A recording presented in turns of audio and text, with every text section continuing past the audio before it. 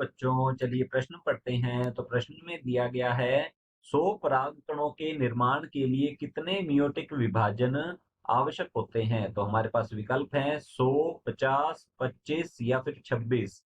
तो इस प्रश्न की मुख्य अवधारणा के बारे में हम जान लेते हैं। तो यहाँ लिखेंगे मुख्य अवधारणा। इस प्रश्न की मुख्य अवधारणा है हमारे पास परागकण। परागकण जो है इसे नर युग्मकोद्भिद भी कहा जाता है। तो यहाँ लिखते हैं नर युग्मकोद्भिद के नाम से भी इसे जाना जाता है। और इसका निर्माण जो है लघु बीजाणु के परिवर्धन से होता है। तो यहाँ लिखते हैं लघु बीजाणु जो है ये परिवर्धित होकर परागकण का निर्माण करते हैं। लघु बीजाणु को अपरिपक्व या अविकसित परागकण के नाम से भी जाना जाता है। तो लघु बीजाणु का निर्माण जो है यह होता है लघु बीजाणु मातृ कोशिका से। यहाँ हम लिखते हैं लघु बीजाणु, लघु बीजाणु मातृ कोशिका, मातृ कोशिका, या फिर इसे कहा जाता है पराग मातृ कोशिका। तो यहाँ लिखेंगे पराग मातृ कोशिका।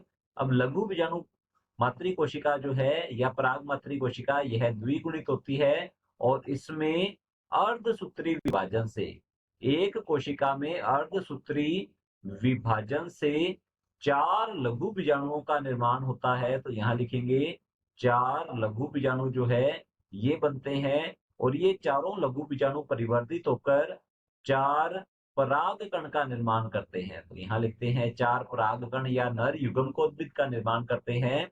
तो यहाँ पर हम देख सकते हैं एक पराग मातृ कोशिका या लघु बीजाणु मातृ कोशिका में जब अर्धसूत्री विभाजन होता है तो 4 परागकणों का निर्माण होता है। तो हमसे पूछा गया है 100 परागकणों के निर्माण के लिए कितने नियोटिक विभाजन। नियोटिक विभाजन से तात्पर्य होता है अर्धसूत्री विभाजन। तो यहाँ हम लिखेंगे अर्धसूत्री विभाजन जो है कितने होंगे 100 परागकणों के निर्माण के लिए। अब 4 परागकणों के निर्माण के लिए एक बार अर्धसूत्री विभाजन होता है। तो यहाँ हम लिखेंगे 4 परागकण जो है 4 परागकण के निर्माण के लिए एक बार अर्धसूत्री विभाजन होता है। अर्धसूत्री विभाजन जो है ये होगा। तो 100 परागकण जो है 100 परागकण के लिए हम कह सकते हैं 100 बटा में हो जाएगा 4। तो यहाँ लिखेंगे 100 बटा में 4। तो हमारे पास उत्तर आएगा 25 बार। 25 बार अर्धसूत्री विभाजन होता है तो हमारे पास 100 परागकणों का निर्माण होगा। तो हमारा जो प्रश्न है 100 परागकणों के निर्माण के लिए कितने मियोटिक विभाजन या अर्धसूत्री विभाजन आवश्यक होते हैं। तो पहला विकल्प है 100, तो ये विकल्प जो है गलत होगा।